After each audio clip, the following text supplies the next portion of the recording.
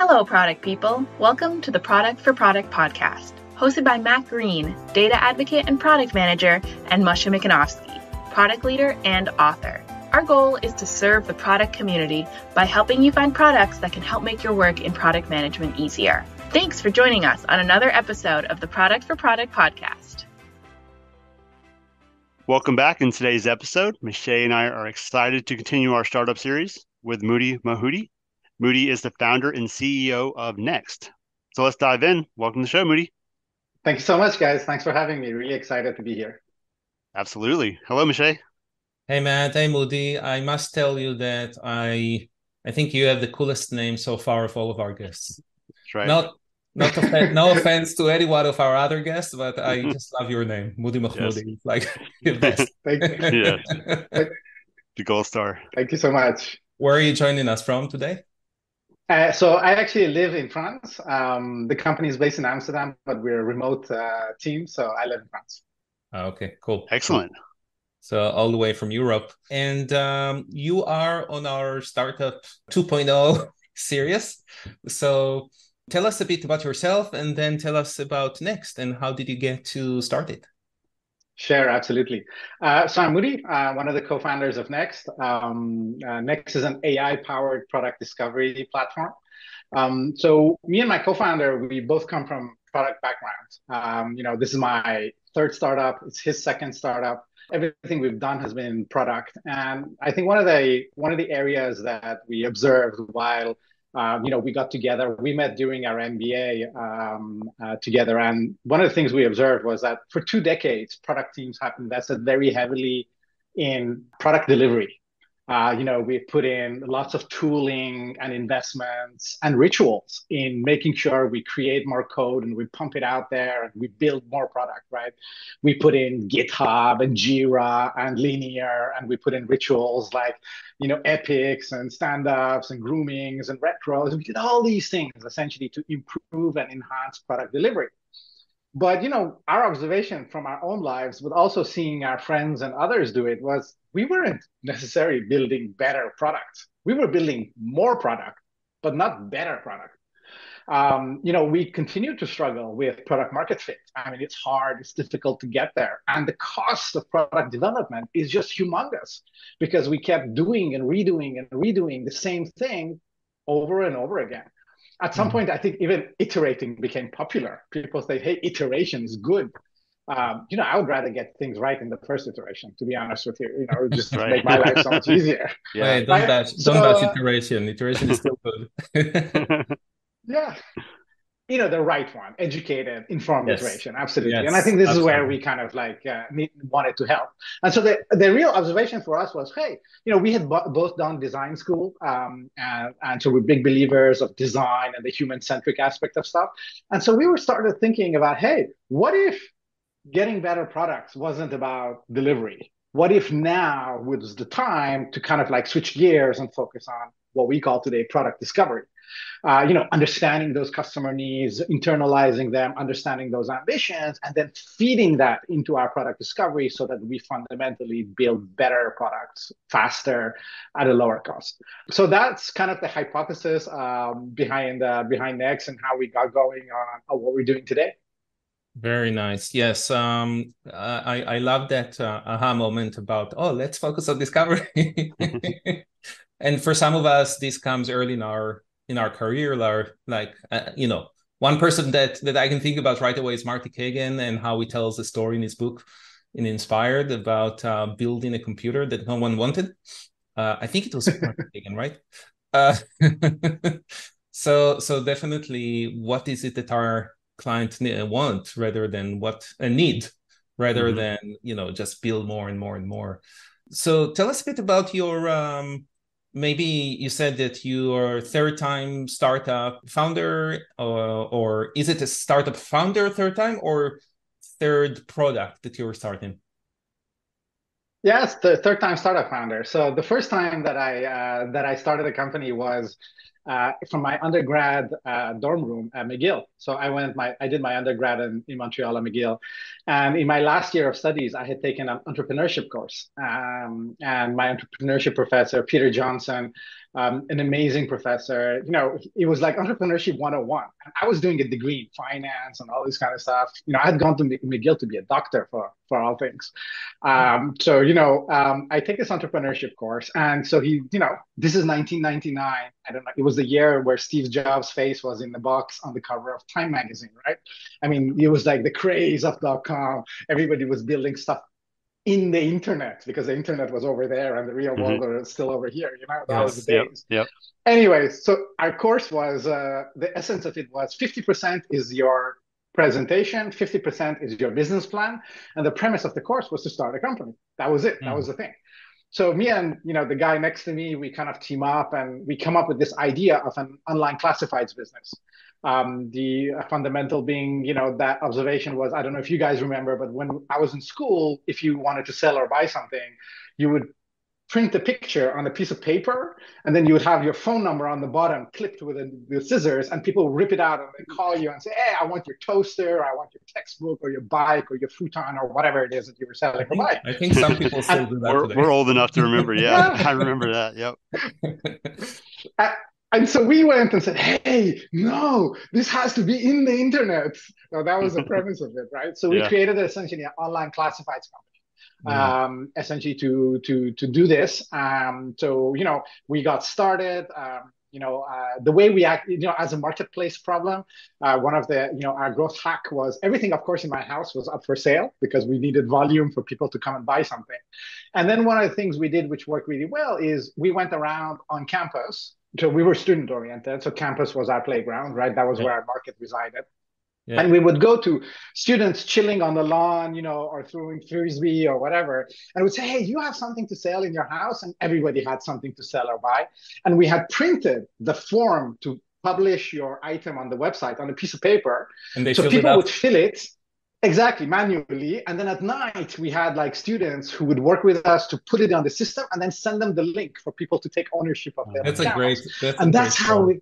that's how we kind of got the whole thing going. And in a couple of years, we graduated, we pitched it, we ended up raising money for it. My mom came and said, hey, I thought you were going to go to Goldman Sachs or McKinsey. What is this .com stuff you're doing? I can't deal with you anymore. She gets angry at me. We ended up doing this thing, and 3 years later, we ended up being the #1 classifieds company in Canada. We had gone essentially campus to campus across the entire country. So that was how I got started. Then I did something in the SAP ecosystem. So I started a company essentially where we built like a layer of technology that allowed to take this monster of an SAP system and make it accessible to SMEs. So we had built like a layer that allowed you to do it by industry. By just clicking a couple of buttons, you would have like pre-configured the whole thing. This is today called enterprise solutions or vertical solutions, but back then it didn't exist. And so that was the second venture. And then I wanted to take some time off. So I came back to Europe to do my MBA, which is where I met my co-founder. We started thinking and considering and hacking and so on until we kind of tiptoed into what we are doing today. Very nice. I love that story about the university and how you did it over there, because that's like a real MVP with some things that cannot be scaled, but that's how you start. Now, let me ask you this question. So I want to switch gear here into explaining and understanding what Next is all about. And while you explain it to us, try to see how it would have helped you if you had it back when you started these two companies. Absolutely. So just to reiterate, so Next is an AI-powered product discovery platform. It allows teams essentially to turn their customer interactions into product insights. Teams, product teams that use Next essentially collect customer interactions in Next. Next understands accurately those conversations and then delivers insights that you can use in order to validate day-to-day product decisions or big picture ideas, right? I mean, that's fundamentally what the application does. So, to simplify it, imagine you would connect all your Zoom calls, Google Meet calls, your Intercom account, your Zendesk ticketing, any kind of customer interaction into a system that then uses AI to understand all this stuff. And then as a PM, you can either query the system to say, hey, next week in my planning, I'm building search and login and whatever. So what do people want for search? What are the problems we are having with login?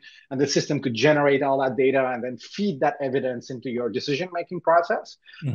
Or it could automatically do it, meaning you can actually integrate your backlog, for example, or your product management tool like product board and these kinds of things. And then we could populate the insights or the epics or the stories that you're working on. So that's what it does. Now, so there's two, I must say, and just to compare and contrast 20 years ago, that was when I was more than 20 years ago, 1999, 24 years ago is when I started my first company.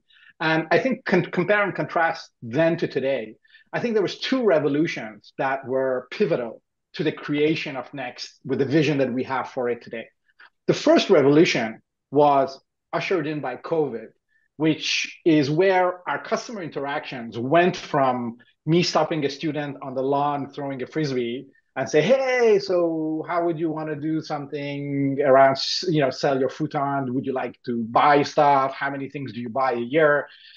That was how we were inquiring about what people needed. Today, a lot of those conversations are Zoom calls, like the one we are having, are team calls, and they're recorded, right? So the level of access to the raw data is amazing because COVID really pushed us to this.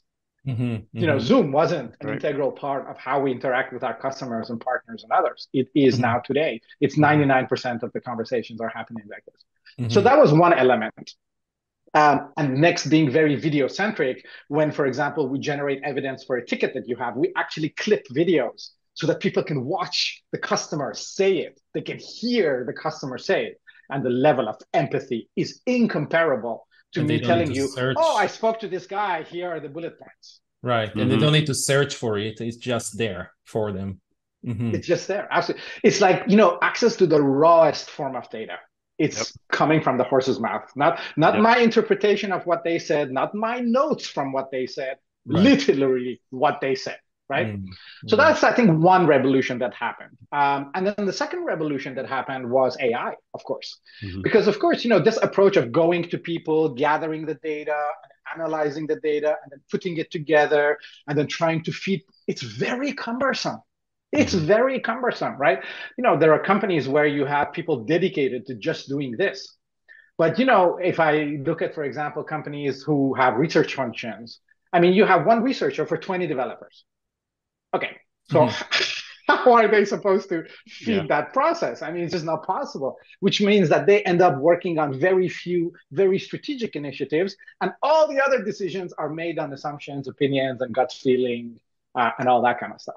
So the whole idea was for us, hey, how can we unlock that? How can we make sure that not only very strategic, but all decisions are made on that? And AI is the one that empowers it, because essentially by connecting your customer interactions, letting the system understand it and organize it, and then anybody from a product team can go and query, or anybody can request the system to update their requirements, allows them to do it at a very broad scale. If this is my actually definition of democratization of research. It's really about how do we offer a self-service model so that anybody in the product organization can use customer insights for any decision at any point in time. So that's really what got us excited. I must admit, what we were doing back in the days was the unscalable, hacky way of doing it, right? So we would interact with the users about what they wanted, how they wanted things. Very often, the form that we had, I remember the first version of the form was super long because we thought the color of the toaster is important. People said, students don't care about the color of the toaster. They just want a toaster, right? So, it allowed us to really streamline the process, understand what is important, and build a product that is simple and digestible. That's great. And the integration point, at that early stage company, your integration point was the person you were speaking with. You were integrating their information into your system. So it looks like now with Next, you basically can bring in all kinds of stuff. So Google Drive, Zoom, you mentioned. So integrations is a big part of what Next is doing, pumping that information into the AI engine. Is that how that works? Yeah, absolutely. So integrations, I would say, to be honest with you, Matt, both in and out are very critical. In, because your customer interactions come from a variety of channels, right? So, we are big on video. We built the application video first because video is like 100x in terms of impact, right? but not all customer interactions are video. They could be also other types of stuff. But although I must say I'm very excited and energized by seeing that more and more, even people who are in the ticketing business are building video feedback in terms of just, people chatting in text and so on, because they want to bring that empathy into the company and bring that kind of that high quality of data. So that's on the in part, right? Mm-hmm. Where we're building more and more capabilities natively, but of course, everything that we don't have out of the box native via Zapier. And on the outgoing side, because that's also very important, right? So, when you say, okay, I have, now the system understands the data and then delivers insights at scale, where of course, next in one part is a destination. People can come and request the data, can essentially chat with their customer interactions and customer insights. But on the other part, it also needs to flow in. So we have integrations with the entire product stack. So we integrate with the ticketing tools like, Jira, Linear, GitHub. We integrate with product management tools like Product Board, Jira Discovery. We integrate with, design tools like Figma and the likes. We integrate with tools like Mural for the ideation part and the consideration and, the imagining of what is good. We integrate with the communication stack like Slack and Teams and all that kind of stuff. So you're absolutely right that, building those is very critical, because as a company that is the system of record for your customer insights, well, we need to distribute that into your rituals. Yep. And your rituals are often supported by tools. Yeah, that's amazing. Something about this integration that I was always worried about in the past is privacy. Did you ever have any concerns about that, or where it relates to discovery and interactions with users? If we tell them we are recording them, then there shouldn't be any problem. Yeah, absolutely. So I think, from a privacy, we're a company born in Europe. And that Europe is on the front end of, GDPR. Establishing privacy laws, GDPR. Yeah, absolutely. So from the get-go, because we were in Europe and because the customers we built the product with were large corporates like Bosch and Deloitte, we privacy and security was, epicenter of everything we built. So, may that be in terms of, for example, where do we host and process data? So we have been one of the biggest innovations in our product is actually something you don't see. So we, for example, run a serverless infrastructure that allows us to deploy Next in any AWS region you want. So, the Canadian government wants to roll it out in Canada. We roll it out in Montreal, which is the hub that AWS offers in Montreal, right? But and that's amazing, because you're talking about PII, personally identifiable information, video, audio, the user's face, all these kinds of stuff. And for customers to have that confidence that they can have it in their own jurisdiction is amazingly powerful.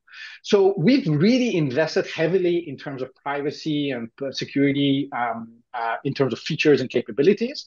And to your point, I think the idea really has been, from an operating procedure, is customers say, okay, as long as we are using a tool like, for example, Zoom, that when you start recording, there is a big pop-up with a big bang that says, hey, this thing is being recorded. It's very explicit in what is happening.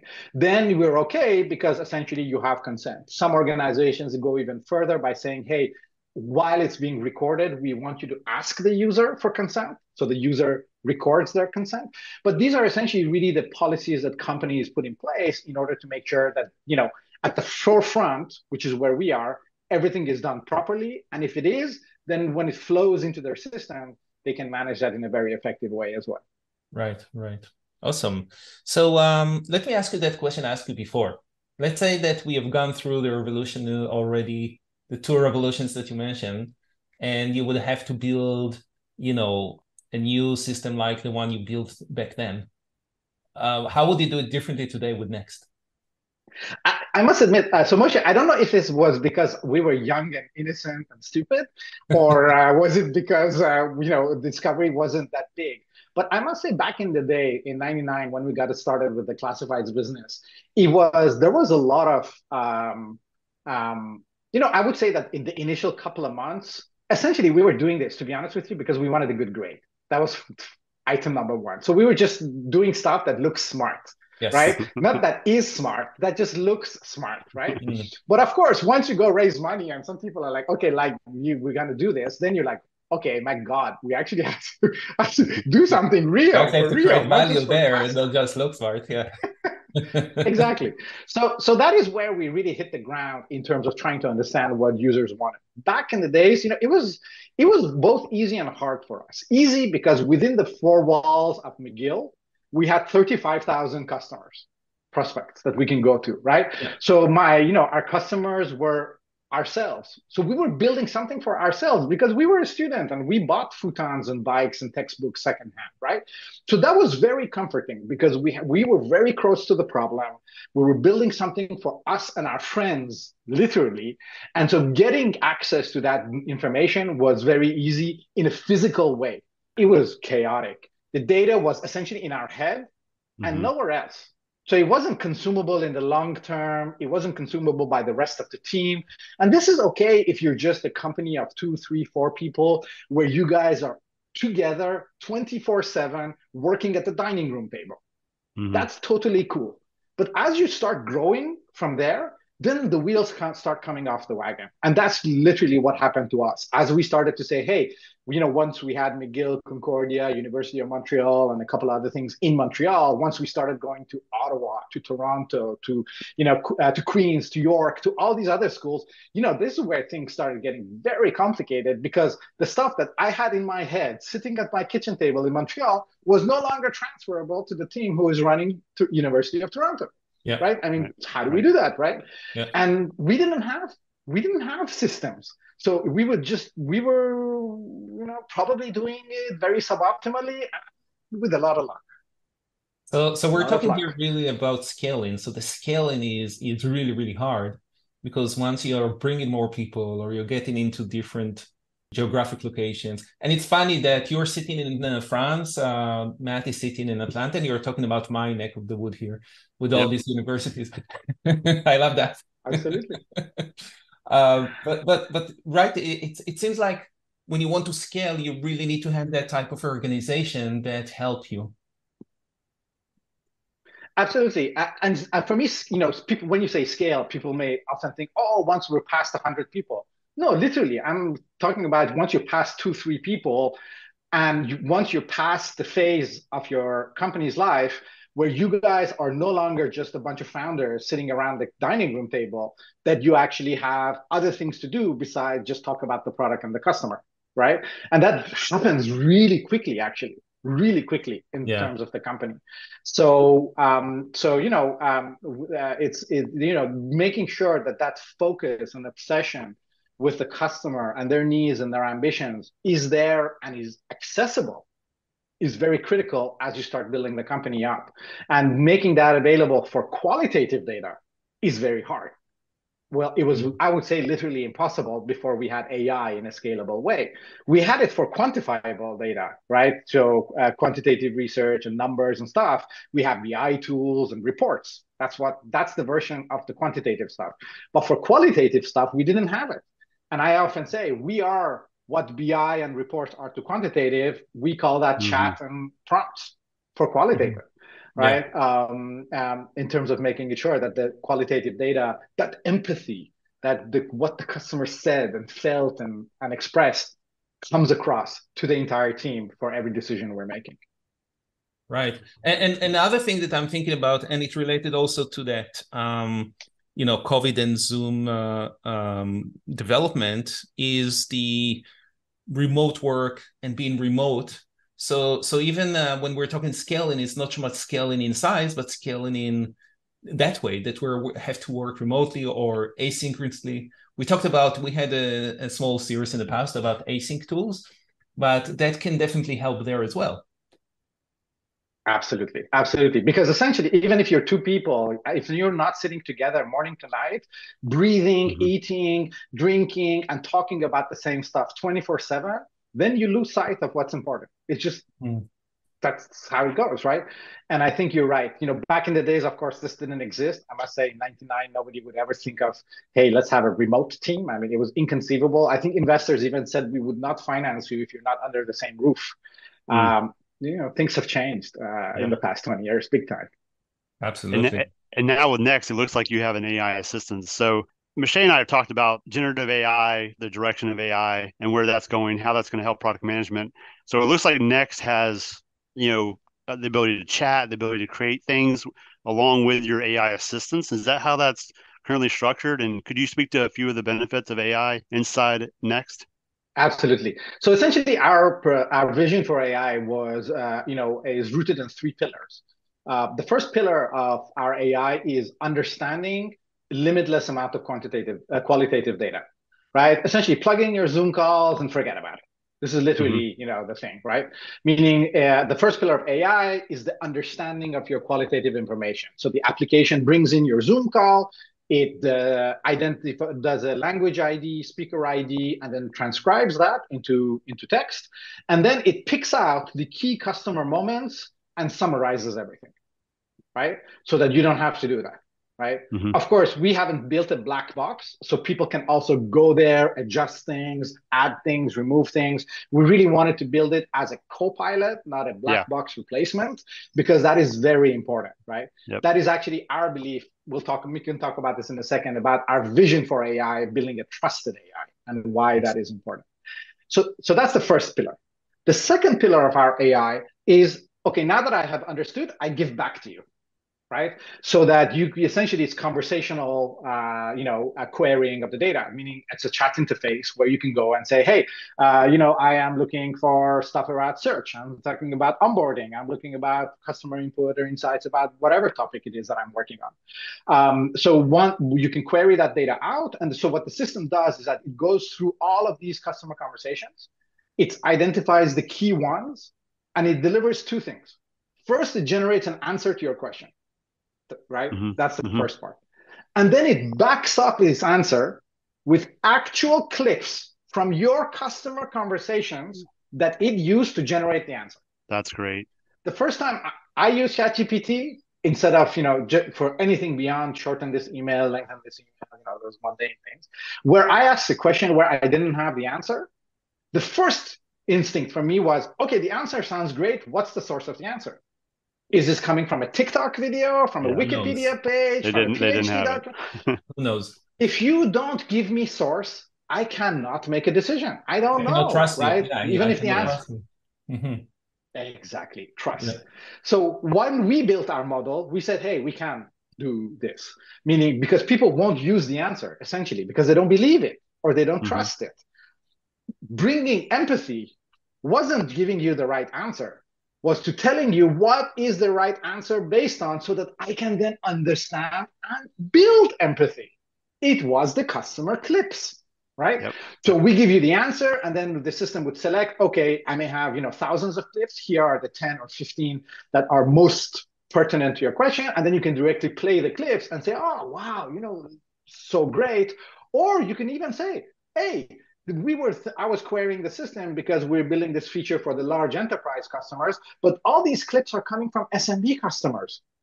Then I will apply my critical thinking and say, hey, we should do more customer interactions in the large enterprise space, right? So this is the kind of thing we really are after, that transparency in AI, so that we can actually allow you to apply critical thinking. So that's pillar number 2. And pillar number 3 for us is really in the acceleration of your workflow. So for example, in Next, what we allow product teams to do is that a product manager, you may have teamed up with a designer to do a bunch of usability tests last week. And you did 4, 5, 10 of those. And so the system captured all those meetings. It identified all the key points. You can essentially select all the key customer moments and ask the system to write a PRD based on that. And the system will generate a first version of your PRD, right? Or you can say, you can identify the bugs and say, hey, for every bug, write a bug report. It will generate the bug report, right? And it will generate the bug report based on the video, on the clip where the bug was captured by AI. And so this idea of saying, hey, everything we do in our product team is rooted in customer insights, for me, I love it. And here I can actually show it, because you have the bug report and you have the video of the bug attached to the bug report. How cool is that, right? That's excellent. So really those three pillars of bring in and understand the data, deliver answers to the questions the product team may have for the decisions they're trying to make, and then serve as a co-pilot to generate and accelerate your work by making your deliverables AI generated, at least the first version of it. People say, we humbly say first version. I see too often that that's the final version. I'm very happy about that. Let me ask you this question. What type of questions can I ask next? Can I ask it like, when I'm building this type of a feature, what people want, or can I ask, what should I build next? So you can ask a whole variety of questions. And, honestly, we're discovering these every single day by customers asking the weirdest questions and getting amazing answers. And we're like, hey, we should productize that and plugging it in. So let me give you some examples. Of course, one of the most common examples is for PMs to come and say, hey, here are the 5 tickets that I am working on. I would like to make sure that the motivation part of my ticket is, supported by insights. And then you come to next, you can query the system back and forth and generate essentially the insights and an answer for the motivation part of your ticket, right? The motivation typically is customer motivation for why are we building this feature and how are we building this feature. So that's one of the common ones. But then, it's something really amazing. So of course, so that was one. The second one is you can build what we call template prompts in Next. So, you may have a ritual in your team, for example, that says, hey, every Friday, we look at all the insights this week. Maybe you have such a ritual. What you can then do is to program that ritual in Next, which sits almost like a button on your chat interface that everybody can press. And automatically, it has all the data that it needs to run into, the prompt that it needs to execute, all these kinds of things programmed in there. So single click, you get a snapshot of what happened this week. And then customers started coming up with some really amazing ideas. So we're working with a unicorn CEO. And so he says, so the company started, I think, maybe about 10 years ago. They're now, close to 1,000 people, 150 million in revenue. But the guy, the CEO, it was his vision for the product. He's a product lover. Every CEO of a tech company is a product lover because, they created this product from their head, right? I mean, whatever years ago they founded the company. But, as the company grows, you become like floating up there and, like I would ask CEO, do you know what the customer looks like physically? Is it a boy, a girl, young, old? Do they work from home? Do you know? No, yeah. Most don't know because they have no idea, right? They get these PowerPoints with bullet points about customer stuff. Zero empathy, big zero. So his thing was, hey, I would like to have a prompt in Next that on a weekly basis captures the key insights from our customer conversations. And then it creates a story. So our output is what we call a story, which is like Instagram. It stitches together the customer clips with an answer on top and a title and DMs it to him Friday morning at 10 a.m. in Slack. And I'm like, that's heaven. What a great idea. We should do that, right? So now they are getting this stuff automatically, DM to them in Slack. The system runs the prompt automatically every Friday morning at 10, creates the story, puts the clips together, and boom, you get a video, almost like a Loom-like video that you can play in Slack, and then it tells you what are the key elements and things. And you know what's happening now? His team comes to us complaining, of course, jokingly, that guys, now he's messaging everybody like mad on Slack on Friday morning saying, hey, I heard this about this customer. What are you doing about this? What are you doing about this? Right? Because before he didn't have access and now he has access. It's amazing, right? It's amazing. And I love that now people are just kind of like, rallying behind these customer ambitions, problems, objectives, expectations, because now these are available and people can consume them and use them and go for them. So these are the kinds of stuff, right? And Moshe, to your point, I would say sky is the limit in terms of what you can ask. I think it's just a question of imagination, of finding the routines, the rituals that add value to the product team's life, and then unlocking them as we go. But it's like you can ask anything. That's awesome. I love that story. And it almost feels like, I hope they will not ask you in the future to create a persona image that morph all of these people into one image, because that will be bad. But it's nice that they really like doing that. One of the things that came to my mind while you were telling that story is that without them first actually doing these discovery calls, then you can't even do that. So you can't really start that. So there is definitely, this understanding of organizations that discovery calls are important. And I've been working at organizations that really didn't care about it because they thought they knew everything. So what do you see in the market there when you're talking with people and your target clients? Do they already have at least the discipline to do discovery calls, or do you also have to convince them that they need to do it? Great question. So here's how I think about it.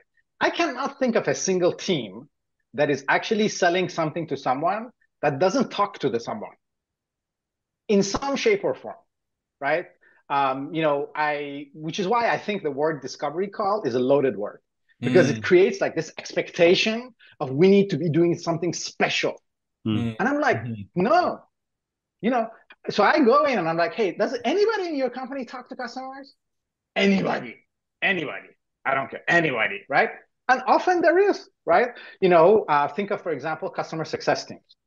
Customer success teams, from morning to night, they talk to customers. But of course, their role isn't to mark up their calls and then make that available to the product team. This is not their role, so they don't do it. Hallelujah, we have AI. Plug in your customer success calls to AI. We will crunch all of that data, and we will start delivering from your customer success calls insights to the product team. Right?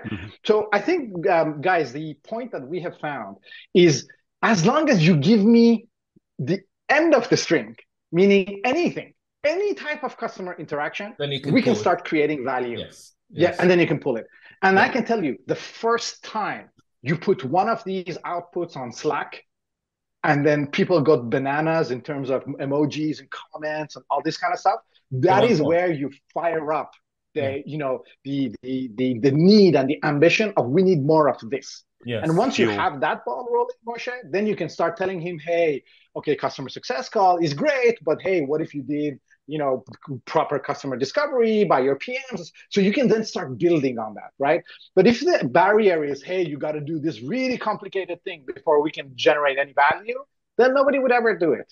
And so we've kind of really gone down to saying any interaction, we can create value on top of that and get the ball rolling in terms of organizations. And I think really that, there's a lot of companies out there who build products and services, and they're like, hey, if, you have to do all these things so that we can actually do a good job. And I actually don't believe those kind of companies would ever be successful because, first of all, it doesn't demonstrate that you understand where your customers are. You're creating like a checklist of who they need to be for you to be able to create value for them. Build a product that picks them up where they are. Yeah. Otherwise, then you're not doing it right. And so that's what we really aspire to do. That yes, we want to be a tool in this space. And I think this comes back to also a conversation we were having before starting this discussion. But we also think about this being a way for us to educate the market, evangelize the value of discovery, and make sure people see the value. And as they see value, they invest more, they get more value, and on we go from there towards building organizations that are squarely obsessed with building stuff that their customers would love. Yeah, I love that. I really love that answer because you're right. I mean, people are recording things anyway. They do things on Zoom anyway. Sales they love recording their stuff, and they love using AIs for that because, you see products like Gong or other products that help them become better. So, that's great. I kudos for you for that. Yeah, so when it comes down to AI, I think that the gains of AI come with efficiency. And so that's product discovery, displaying the efficiency of, hey, we have this co-pilot, it's helping us achieve X. Are you thinking about incorporating any analytics into the system to show the benefits of the co-pilot and assistance in Next? Absolutely, Matt. So we're thinking about this kind of stuff. Look, if we come back to the analytics part, I think our vision is really the following. We know, and again, I think the economic nosedive right now has reinforced this need, which is we need more efficiency across the entire organization. And this is particularly true around the development flow as well. In a product team, development is one of, if not the biggest area of cost. right? Yep. That's your engineering time, your cycles, that's where the real cost is sitting. Now, one engineering cycle building the wrong thing is very costly. The research behind discovery goes as follows, and I don't know if you guys have looked into this or not, that approximately 50% of what a product team is building is product waste. It's either building the wrong thing or building the right thing in the wrong way. Fundamentally, building something that doesn't unlock the customer value that we expected that it would. And so we have to redo it or drop it and do something else, and all this. It's waste. It's just waste. 50%. That is a monster number, right? Yeah. So the way we think about this is almost, and some of the ROI studies that we do with our customers is, hey, could we go to your backlog and look at how many tickets had customer motivation and then the success rate of those tickets? And this is actually something that I would invite any of our audience to go and do. Check out your past tickets, the ones that you marked complete. How many of them had customer motivation? And the ones who did or didn't, what was the success rate? And start measuring how many weeks did you spend building it? How was the cost of that? Right? I mean, it's amazing, right? So the kinds of things we're thinking about is, hey, how are we impacting that downflow, the downstream work that happens from what Next is gathering, right? So what is, for example, the comparison between the success rate of tickets or builds that we had where we had Next in there as customer evidence and the ones we didn't have customer evidence coming from Next, right? And so those are the kinds of stuff that we're trying to build in order to help customers understand what the value proposition is. It's obviously hard because, you don't control those systems. Integrations, coming back to integration, is a great way for us to be able to monitor and quantify those things, right? Right. But I think we're just going towards there of being able to show and surface these analytics. In an ROI studies and stuff, we actually do this. Of course, it's not in the product. Right? We're building towards offering that in the product. I personally, for example, love that whenever I record a Loom video, it says, hey, you saved 2 hours of meetings or whatever. It's kind of, wacky out there, but, it kind of gives me a sense of what the value proposition is. Absolutely. For sure. That's great to hear. Cool. So where are you right now in the startup journey of Next? Yeah, absolutely. So, the product is, live and out there. We work with some amazing customers in the marketplace. They include organizations like Autodesk, Deloitte, Bosch. You're in Canada. I don't know if you know a company called Wahi, the real estate platform that is owned by Brookfield, the largest Canadian private equity fund. So we work with a whole variety of organizations across different industries. And, we're pushing really hard in order to, accelerate our growth. So, it's really the focus right now is on two things, continuously delivering more and more product capabilities as AI is moving so fast, right? We're just keeping up with the progress that is going on there. I can give you one very exciting releases that we did this week was custom instructions. Right. So very often we hear customers to say, hey, how can your AI do just as well in real estate as it can do in banking? Well, it can, but, custom instructions let you do better because you can say, hey, we are in the banking team. We build this type of service. You can feed all of this context to your AI, which then every time you ask a question takes that into consideration when it answers you. Right. Yep. So, so we're doing all those kinds of stuff in order to enhance the capability of the product. And on the other side, pushing super hard in terms of, customer acquisition, growing top of the funnel. We're very much a PLG company as well. So, making sure that, we can, customers can adopt the application, try it out, get value before they engage with us to standardize it in their company. So we're really at that point of, just hanging on to the momentum in the market with the product, but also the dynamics and growing. Amazing. Yeah, I don't think I have any more questions. Matt, do you have more questions? No, he covered all 4 integrations, AI, analytics, products. That's all the stuff I love. So yes, I think we hit them all. This is fascinating. Perfect. Thank you so much, Moodi, for coming on the show. Where can people reach out to you to connect with you and learn more?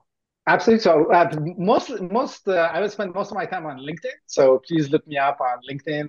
We could put a link to my profile in the podcast notes. I'd love to share ideas and compare notes about what you guys are doing, thinking, etc. And of course, if you want to try the product, we have a free offering, not freemium, absolutely free. So you can go out there, sign up at nextapp.co, give the product a try, and then let us know what you think. Awesome. Awesome. Awesome. Thank you so much. This was really enlightening. We love talking with you. Still love your name and keep it Yes. because it's one of the coolest I've seen. Thank you so much, Moodi. Thank you, Moshe. Thank you to the listeners. We look forward to seeing what's next with Next. We'll talk to everybody next time. Thank you so much, guys. It was a real pleasure to be with you. Take good care. Thank you so much. Thank you. Thank you to all the listeners. We really appreciate the feedback and support. Please leave us a review to help others find the show on Apple or Spotify or anywhere else you're listening to the show.